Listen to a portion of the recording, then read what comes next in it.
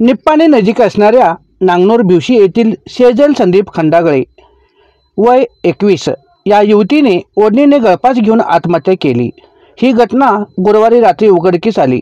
घटनेची नोंद बसवेश्वर पोलीस चौक येथे झाली आहे।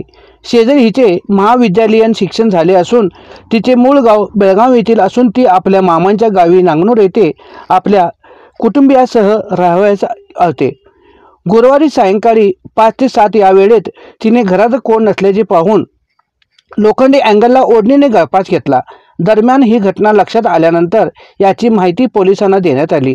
त्यानुसार घटनास्थळी बसवेश्वर चौक पोलीस ठाण्याचे उपनिरीक्षक रमेश पवार व हवालदार प्रशांत कुद्री यांनी घटनास्थळी भेट देऊन रीतसर पंचनामा केला।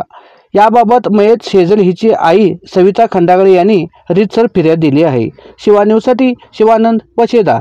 चॅनलला लाईक व सबस्क्राईब करायला विसरू नका।